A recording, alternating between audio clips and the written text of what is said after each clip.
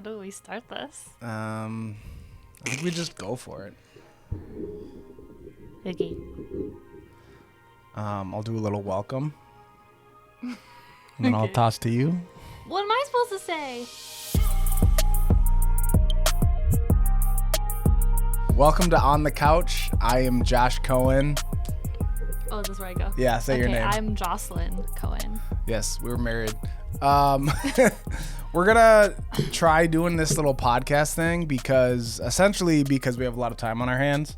Yeah, and a lot of time together. A lot of time together. together. People to talk to. Yes. So we're gonna talk to you guys, and maybe some of you will talk back. I don't know. They can, I guess, write in the comments, or you can text me if you know us, and you can. Or don't. Or don't. Don't tell me you watched it. No, you should. You don't want the support of people. The support is good. I don't need to know. Okay. I just don't want you to tell me if you don't watch it. Tell me if you did watch it and you liked it. If you didn't watch it or you watched it and don't like it, don't tell me. I feel like you're giving them a lot of rules for what. Well, I don't want to know with if people don't like it. Yeah, I don't really care. Oh, okay. Well, like I said, we have my microphone. Yeah, that's true. Internet's for everybody, so the internet is for everyone. That's a there are tagline for a t-shirt. Plenty of unqualified men that have podcasts. We can have podcasts. Yes. I think every single player in the NBA has a podcast that's ever played in the NBA. Yeah. I think they all have podcasts. I guess that's what you do when you retire. Yeah. Even some active players, though, I feel like are on podcasts. That's weird to me. Right? When they're doing it in season. Yeah, I feel like, don't you have something better to do with your time? You would think. Your team better be winning if you're on a podcast. Yes. If you're doing Although a podcast. podcasts don't take, they just have to talk, right? I'm assuming they're not like setting up the shot or editing or anything. Kobe Bryant would never. No, Kobe would never. But there are no Kobe Bryants left in the world. Probably. Nobody like that anymore. I don't think that was in the shot. So today, what we're going to talk about, we're just going to, these podcasts are literally just going to be us having conversations. And again, you guys can listen to them and participate or whatever if you want to. Today, I just figured we could talk about kind of this new season that we're in right now. This season that we're in that has us with more time so that we can shoot this podcast. And if you don't know, watching, which if you don't know us or that well, you don't know this, but friends and family know, we do not work at Living Word anymore. Maybe we shouldn't say specifically where we don't work. Well, okay, I guess people know. In case I say something bad, I don't want to say the name of it later. Okay. For those friends and family that don't know. Or you can bleep it out. We can bleep it out, and people think we say worse things than we are. We don't work at bleep anymore. I'm just kidding. Go on. We'll decide what we want to do later. I'm just gonna keep talking, and then we'll cut and record this if we want to, or we'll put in a bleep if we think that's. That's on you. You're editing it. So. I don't know. Is that funny? Is a bleep funny, or is it just? I don't know. Or is it just annoying? I don't know. We'll figure that out later in post. But for those that don't know, Joss and I recently both quit our jobs. We worked at the same place. We do not work there anymore, so we do have some free time on our hands. I would like to say for the fact that I quit mine a while ago. Yes, you quit yours first. So it wasn't like we both rage quit. No, not at all. In fact, it's something we had been thinking about, praying about, whatever, for a while. It was not something that we did hastily. Sorry. No, yeah, I mean, it's comfortable if you sit back, but it's not, but you don't want to sit back because it looks weird if you're sitting back and comfortable in this. I think I look uncomfortable in this, so we'll see. Looking right now, do you think you look uncomfortable? I can't see that. I don't have my glasses on. Oh, well, whose fault is that for not wearing your glasses? Well, I thought it would reflect the light. Your Oh, they might have, yeah. I actually thought that. Oh, look at you thinking and stuff. That's good. I'm pretty smart. You are pretty smart sometimes. What were we even talking about now? We quit our jobs. Oh, yeah, we quit our jobs. So it wasn't something that we did haphazardly or without thinking or out of frustration for a bad day. We just really felt like it was time for a new season. And I know that doesn't actually answer any questions, but that's because we don't have answers. We really don't have answers. We know that God has something else for us. And I'll just say that, it's a new season. We were very comfortable where we were, or at least I was. It was at the church that I grew up in. You too, for the most part, like you were a teenager, I think when you started going there. Mm-hmm. I've been there, I think it was like 5 or 6 when my family started going to that church. But it was time to like step out. And I use the example when I'm talking to people about like, because so many people ask like, oh, why? Or what are you doing next? Yeah. And I have some ideas of some things. I'm going to do freelance video with different clients, Fellowship of Christian Athletes, different people. If you need a video done, let me know. I'm also going to do this podcast, which is just, I don't know, because it's something to do. I'd like to fill my time. I don't like to sit around and do nothing. I like to do something. I like to do nothing. Do you, though? You're not very good at it. Well, you're not wrong. Because you're not wrong. You did quit before me. Yep. And have you, like, found, like, rest or, like, peace? Or, like, I'm not gonna... Mm-hmm. Are you okay with doing nothing right now? Not that you do nothing, but I mean... I think that I was... It took me a while, for sure. I would say the first, like, 2 months, maybe even 3 months after I quit, I had a really hard time. And just, like, because I felt like my body was still, like... I don't know how to... I don't know what word Tense, this is, but addicted, yeah, like... Addicted to the stress of just used a to full-time running job. that, like... Yeah. And not being able to... Because I had a level of, like, having to be available all the time, I didn't get to disconnect a whole lot. The last, like 2.5 years. So I think that it took me a while to, and I find like after 2 or 3 months, I finally felt my body start to like, okay, we know how to relax. We can do this. It's okay. Yeah. I also have a lot of like random hobbies, so I feel like it's easier for me. I'm not doing nothing. Yeah. But I can like bake something or embroider or Yeah. Which I don't do any of those things. I could teach you. I don't want to. Oh, well, all right. I don't think I want to do that stuff. But now that you're home, it's a new figuring it out. Yes. Because it's different than when I was just home. Because when you were just home, your schedule's your own.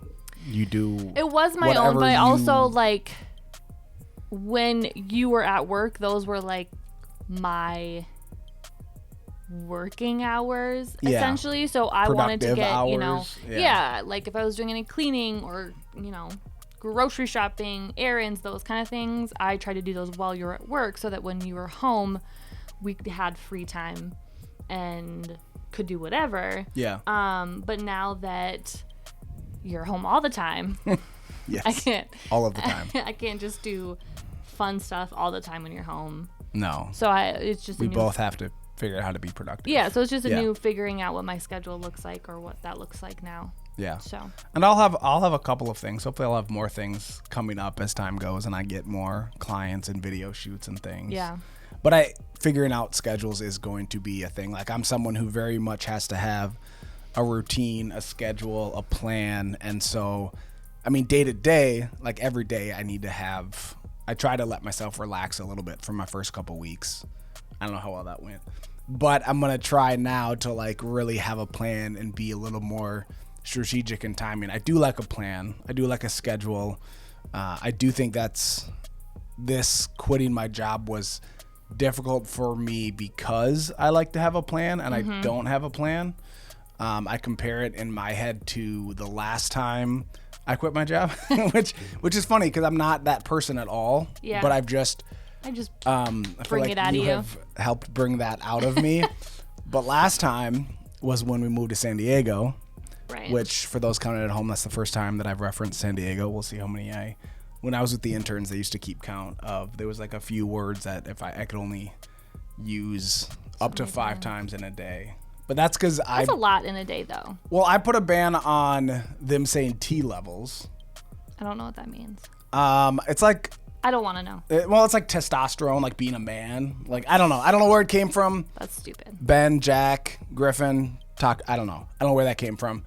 Don't explain. We're going to move on. But so they said it all the time. So I put a ban 5 times in a day. So then they're like, well, then you can only say these things 5 times in a day. So they gave me a list. San Diego is one of them because apparently I mentioned San Diego a lot. But this time it's relevant. Because San Diego's fantastic. San Diego's amazing. And it was a great season of our life, but we went out there not knowing like how long we would be there. Went out for your job, but it wasn't like you were like, oh, I want to climb a ladder at DSW and own one someday. That's so we weren't. The DSW works, but yeah. Well, that's fine.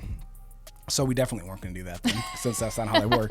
But we just knew for that season that's where we were supposed to be, and so I had a hard time with that, even though it helped that the weather was perfect and we lived by the beach. But so now I'm like in that similar season where I'm like, I don't know what's next.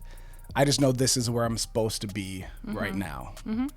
And the conversation I've had with people is like, you can't grow in comfort. And I think too many of us, I'm not saying everybody needs to, like, anytime you're enjoying your job or anytime life is good, like you need to quit and shake it up. But sometimes you do. Like, especially if God is telling you to do something different, to shake it up. Don't quit because it might be difficult, but obey and do that, because God can't stretch you and grow you. You can't grow in comfort. Like that's just never, it's never going to happen in life. If you're comfortable somewhere, like you have to be stretched Same to thing grow. like a muscle. It's never going to grow if you don't work it out. Yeah. And working out is uncomfortable. Yeah. I believe Andy Mineo in his song Uncomfortable said, you can never get swole if you don't get sore, something like that. I don't know. He's a rapper, so that sounded a great line. It flowed better. It sounded better when he said it. He's pretty good. He was pretty good for a while. I don't know if I listen to much of his stuff anymore. Okay. You're off track. Okay, Jocelyn's here to keep me on track. But for you, this is not, maybe I just exaggerate in my head how spontaneous and wild and free you are, because compared to me you are, but you're more someone who's like you, I mean, and then I think you get it from your parents you grew up with. You guys didn't live anywhere for super long. Like you guys my parents moved into our house in Champlin in 1990 or 91 and still live in that house today. Your parents in that time span have lived in a ton of different places. Yeah. Including, in their 50s, quitting their job and moving down to Oklahoma to go to Bible school, where they're in Oklahoma right now. So you're just maybe more used to that. But even just like day to day, I'm like, oh, what's the plan? What are we doing? What's this? And you're typically more like carefree. Hey, this sounds fun. Let's do this. So is like this season of life easier for you then? Yeah, I think so. Yeah, in general, I don't think I'm ever going to be the type of person who's like in one place for the rest of my life. So sorry. Good to know. But I can't, I don't know. That sounds so boring. Sounds there's so many peaceful. There's so many things to do in life. No, but it really just, like you said, I think part of it is the way I grew up. My parents aren't like free, like in the wind hippies just roaming wherever. They're just, kind of. No, they're not. They're just, the one person that is going to watch this is my mom. So you better watch what you say. That's fine. I'm her favorite. That's fine. Yeah, that's true. But I mean, they very much just go where God tells them to go. Yeah. And so that's what I grew up with. And so it's no big deal. And that's not for everybody. Like for your parents, that's where they're supposed to be. That's where they've needed to be for the last how many ever years and whatever. So I don't think that everybody should just up and quit their jobs. For the record, I don't think that anybody should without a plan. No, you should have a plan. And without, like, if you got bills to pay, we have a little bit of a plan, and we have bills are getting paid. Yes, we have some income coming in. Don't worry about us. We're okay. If you want to send donations, you can though. Like, don't. Yeah, but we're not like in the poorhouse right now. No, but I will still take donations. Like. But for the record, you should have a job to pay your bills. Yes. Just saying that, because I think, I don't know, I hate to make things generational, but I do think it's semi-generational thing where like the younger generations do, hey, if this place isn't bringing me joy or if this whatever, I'm just gonna leave. And I think there's good in that and bad in that. but that's not what I was talking about. Do you remember what I was talking about? No, not exactly. But I do think in most... so it's easier for me. That's what I was saying. I do think it's easier for me. I think we didn't necessarily both plan to quit our jobs. So when I made the decision to quit, you were still doing your job. And so I think it was a little bit different. I think had it been us both planning to quit at the same time, I might have been like, I don't know. Yeah. But I think that we've done this before. Like God tells us, or we know what direction we're supposed to go. I'm not looking at the camera at all. Should I be looking at the camera?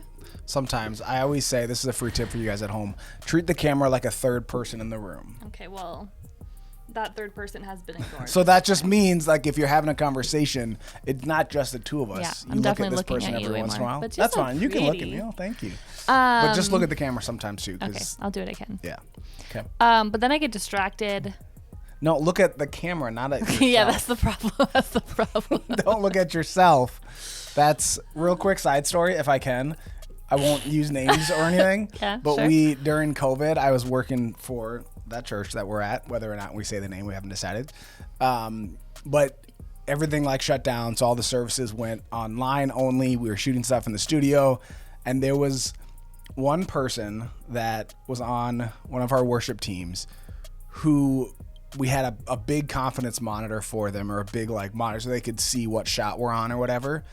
This person kept looking at that monitor and like stare, and like he was like, I shouldn't even say if it's whatever. No, you guys don't know. That's fine.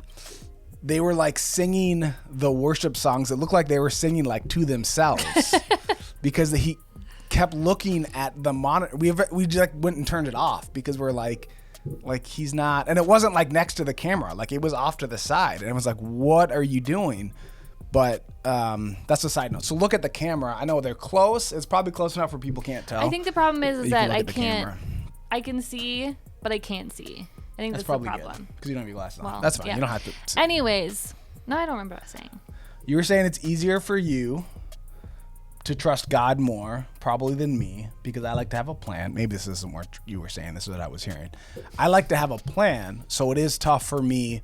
Like, it's a good thing that I am a planner, that I prepare, that I can look down the road at different things. But it can be a bad thing for me because I have a harder time trusting God because I want to just figure it out on my own. Yeah.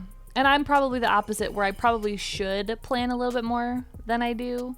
And I'm kind of just like, it'll happen. And I think... Here's the thing. Yeah.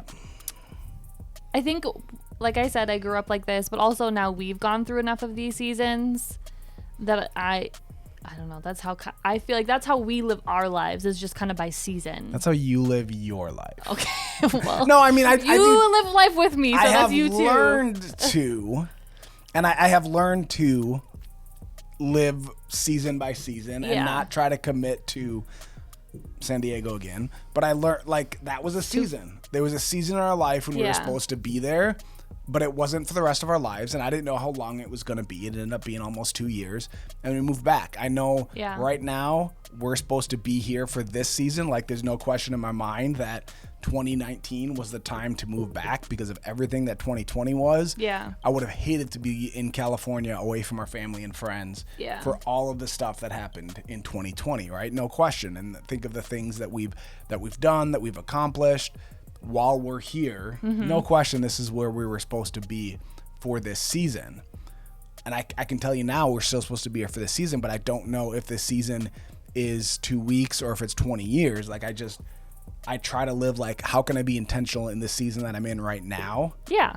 And that's even like when it came to when I did quit. I quit after I was leading the internship at our church. And when that season was done, then I felt free that I could move on. There's no way God wasn't calling me to quit before finishing that internship year. I don't think God I don't think God typically calls us to quit things in the middle of them.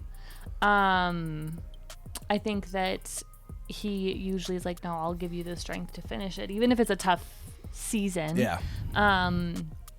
But I don't think he calls us to quit in the middle of things typically. No, often he's going to use us to improve the situation, and then once it's been improved, he's going to call us on to something else. Yeah, and I kind of think, which is kind of annoying, but yeah, he's God. So but if I look at like my parents and probably my mom specifically, I can see that in multiple different places that she was in. Yeah, that she came into a place, she improved it, or for that season. I feel like I'm using the word season a lot. It's okay. And then once it was doing well, then she moved on, or God called her to something different, which is annoying because you're like, I put in all the work to make this better. Hello. Yeah. But I think that's, so I kind of feel similar. And I mean, I was at DSW for a long time, so it's not like I don't jump from job to job, place to place. No, but you just have an easier time, I think, honestly, trusting and moving into the next season because of your personality, because of the way you were raised. Well, it is. I mean, a big part of it is just literally how our minds work so differently. Oh, yeah. Where I don't tend to overthink things. Yes, I overthink everything. Like, we went to a new church today because we're church shopping, which is weird. I don't really like that phrase, but whatever. Yeah. But I don't even remember what you said, and I said, honestly, I haven't really thought about it that much. I mean, it's everything. We decided that where would we're going to church, so I knew I had to be ready by a certain time. Would we have to? I don't know. I was thinking about, am I gonna have to shake some random person's hand? Am I gonna parking lot situations? Like, I don't know. That sounds exhausting. It is. It being in my brain is exhausting. Yeah, my brain just doesn't work like that. So I think it is a lot easier for me to be in this season of unknown. I also, God is just a lot smarter than I am, so that also makes it easy, because I'm like, listen, better for him to have a plan than me anyways, because I don't know what I'm doing here. Yeah, and I do think people can fall into the other ditch. Yes. And people have no plan and they just wake up and do whatever, and I think, yes, God can move you and get you to where you need to go, but I think he is typically asking us to do something too. Yeah. Oftentimes people, jump ship because it gets difficult, when really God wants to use you to make the situation better. People jump churches because the pastor offended them in some way or whatever. Oftentimes you got to stay planted, right? A planted tree is what grows. So I think there is a healthy The pastor said the word bro at the church we went to today. That was a red flag for sure. But they had gluten-free communion wafers. I didn't know that. Which I didn't know that communion wafers had gluten in them. I didn't either. I thought they were made of styrofoam. So I've been eating, not often. Glutening yourself. Not often, but I've had communion. I've had the little wafers, and again, they're styrofoam. I don't know why you have. I don't know. Give me a packing peanut, and we would be just fine. I don't know why we need to do that. Yeah. But one thing that's helped me in this, which is kind of funny, it worked out really well, that since I left after the internship year ended, is that we were had everything, classes and discussions and conversations with the interns about talking to them about leaving this season of their life. Because it was a 1-year program, so they were done. So I was actually already involved in a lot of conversations, heard a lot of people talking about the, I can say names about kids, then people will figure out where we went. I don't know what you're trying to Pastor Dustin, a pastor, did a sermon to the interns on necessary endings. You could just say one of the pastors. One of the pastors with the interns did a season. One of the pastors did a message on unnecessary endings to the interns. Unnecessary or necessary? Necessary endings. Okay. What did I say? You said unnecessary. Oh. One of the pastors did a sermon called Necessary Endings to the interns. Yeah. And there was a lot in there that I could take, right? Like cutting out sometimes good things because God has something better for you. And then one of the other pastors did a message. It was really good. And he basically said, what's next is whatever's next. Because a lot of times we're trying to figure out, maybe you're not, figure out what's next. I'm like, okay, all of your life, you graduate high school. Well, what's next? Is it college? Is it a job? Is it, whatever that might be? You're getting married. When's kids coming? What's next? When you leave a job, what's next? And he really was really wanted to like drive into us that whatever's next, that what's next is whatever's next. And that idea of like trusting God, like, I don't know what's next, but I trust you with what's next. And he used the analogy of like when they're building a bridge, you got to rivet in the one side of the bridge before you can start building on out. And so often we're, again, me, I don't know if you do as much, but I'm looking for like, okay, what's next? What's the next thing? And God's like, no, you need to commit to the season you're in right now and do everything you can here before you can even think about what's going next. So just continue to follow God's plan every step of the way versus trying to like figure out what things could look like down the road eventually. Yeah. I had a thought while we were talking, and I'm trying to remember what the thought was. Should have wrote it down or something. Oh, I got distracted. Shoot. Well, if you think of it, what were you saying? Let me know. I don't know. Whatever is next is what's next is whatever is next. Hold on, let me think. You can edit this out. Yeah, we'll edit this out. For me, in going into this season, and just like, obviously, I quit my job. I mean, like 4 or 5 months ago now at this point, but trimming back a lot of stuff and just, okay, now I have time. And I think we get so caught up in like the busyness, right? Like being busy it's like a badge of honor. Like, okay, who can be the busiest? But I think in the church specifically, I think sometimes we, have a hard time remembering just because it's good doesn't mean it's God. Yeah. And so there can be a lot of good things, and like good opportunities, but doesn't mean that it's God, and that's where God's calling you. And I think this might be getting too far into it, but I think that specifically the Word of Faith movement, non-denom church in like the 90s, it really blew up and became really successful and like kind of exploding. And with that came so many things, right? We're doing 37 services, and we're doing, this is like the church as a whole, not one specific church, but you're doing so many things. You got groups, you've got outreaches, you got all of these things, and all of these things are good. And then, but I think our priorities kind of got out of whack with it. And so people think it's easy to do. Well, for sure, because if it's at a church, then it must be good. It must be God. Yeah. Because a church is doing it. And this isn't one specific church. This is like the American church that I'm referencing. But I think that our priorities just got really out of whack, and we stopped prioritizing enjoying our lives. Yeah. Yes, we're called to certain things in the Bible, but God didn't call us to be crazy busy. He didn't call us to be so busy that we can't enjoy our lives. And he didn't call us to be like, he called us to commune with him and commune with others. Yeah. But that doesn't mean that I have to be involved in everything that's happening, or even as a church, that doesn't mean we have to do all of the things. Yeah. And, I think it's easy for churches to look and go, okay, well, this church is offering this, so we need to do that. Yeah. And that church is offering this, so we need to do that. And then as a congregation member, or even somebody who volunteers, you feel forced, or you feel like you need to be to be involved in all of these things. Meanwhile, your family's at home suffering because you're spending all of your time and attention at the church. You can't do all of those things well anyways. Like as a person, like you can't do everything. And so, and part of this necessary endings, he was using the example of like pruning. Yeah. And sometimes you have to prune. He was using this award-winning rose pruner or something. I don't know. But apparently that's a thing.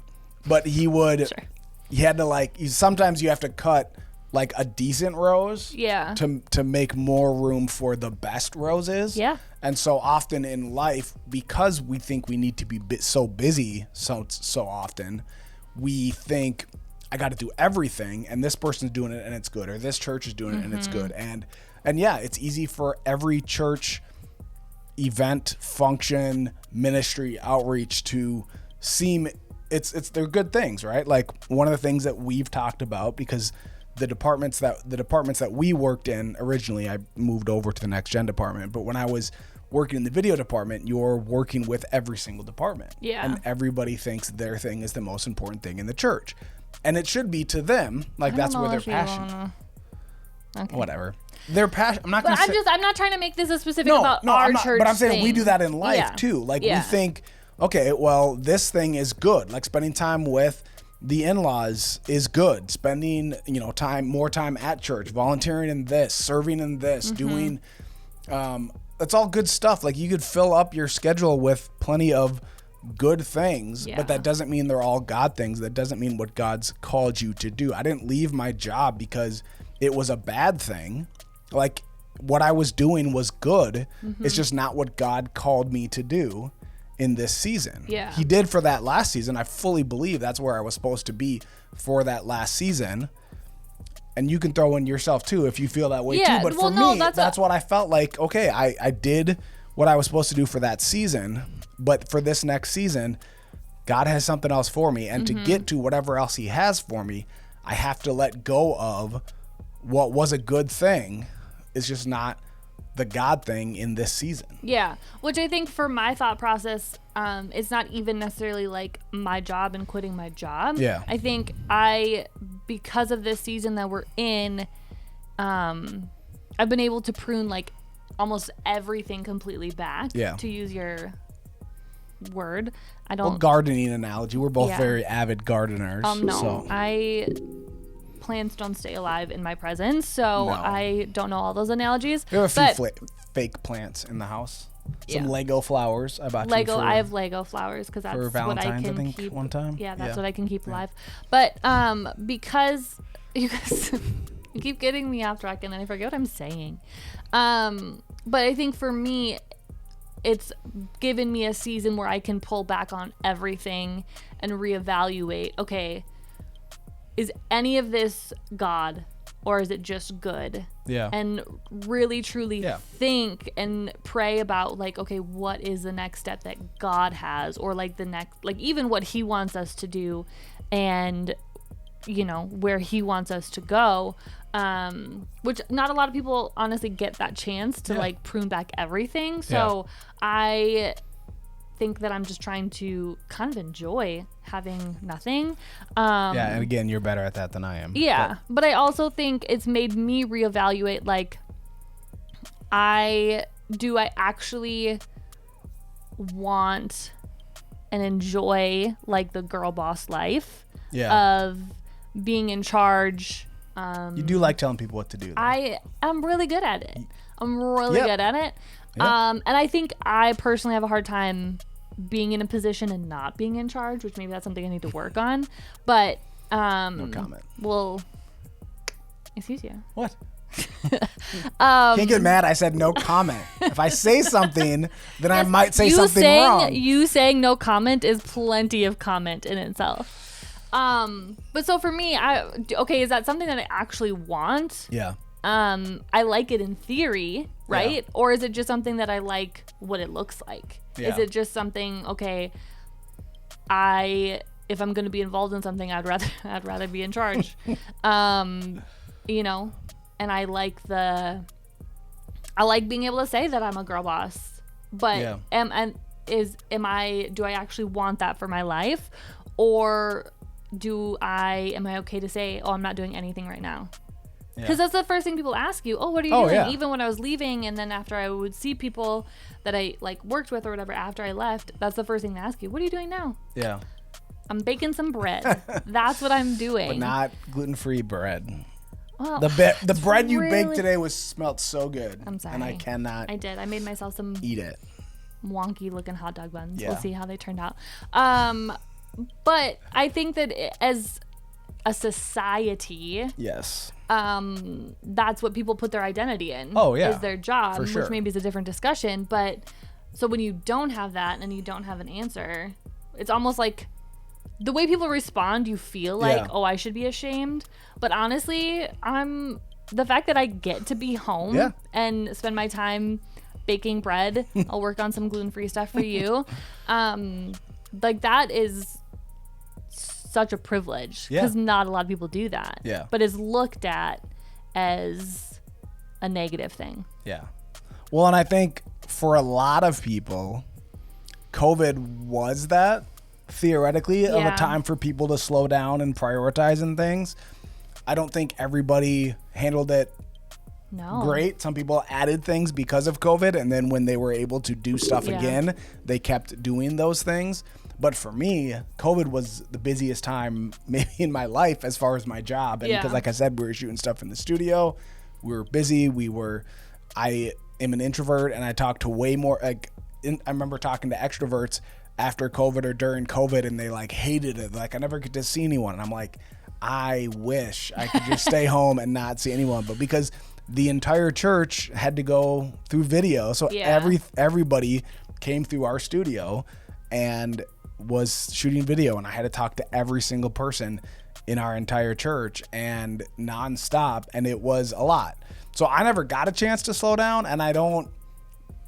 So this is kind of my first chance to slow down since, I guess, when we were in San Diego. Sorry, that's my third one. 3. But I slowed down quite a bit because you were working. I was on the beach. Crazy. That was a good time. I was gonna say hella, but I probably can't say that. No, don't say that. We can edit it. We can bleep it out. You can bleep me out. Like we do the name of the church that even though everybody knows, which is fine. But one other thing that I wanted to say, and this will probably be my last thought. You've had a lot of thoughts. I have had a lot of thoughts, but this is something that the both of us talked about together before, and I want to make sure that we include it in this. Okay. So it's kind of your thought too. Like you can decide after I say it if you want to take credit for it or not. But we were talking about, because new seasons can be scary and stepping out can be intimidating, can be uncomfortable.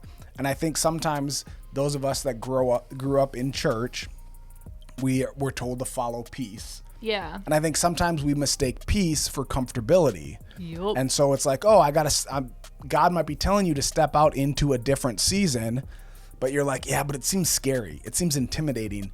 So there's not peace there. So I'm not going to do it. And I'm going to stay here where I'm comfortable, because sometimes comfortability feels like peace, right?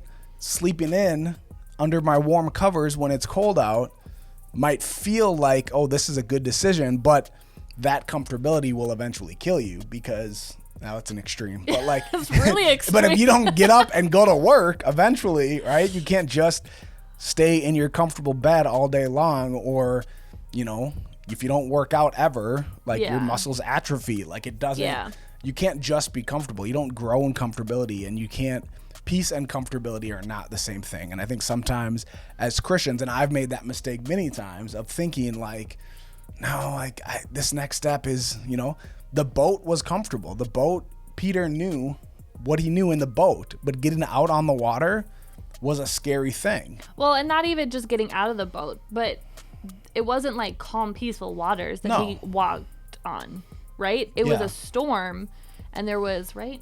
Yes. Okay. Panicked for a second. Because he looked around at the wind and the waves, and that's when he fell. Okay, thank you. I panicked for a second. But it wasn't like, these, smooth, peaceful waters that you see in like the tropics. Because then he could have walked if it was. Well, no, peaceful. I'm just saying, like, even I've tried even in a bathtub. It's hard to walk on water. Okay. But even in his situation of doing something that is, obviously crazy to think about, and obviously he couldn't walk on water at all without, the Lord.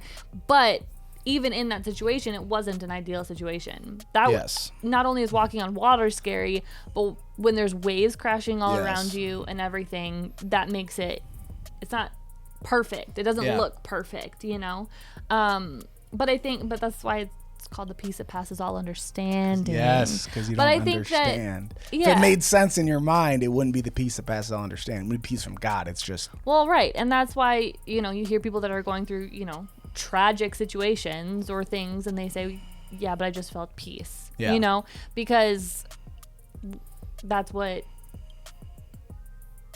I lost my train of thought. Can I ask you, have you ever tried to walk on water? I don't think that I have. You've never tried to walk on water? I don't think that I have. I think that's crazy. I brought that up with the interns, and I don't know if any of them, maybe one or two of them, have ever tried walking on water. And I'm like, I feel like that's such a normal thing. Like as a Christian, like I don't know.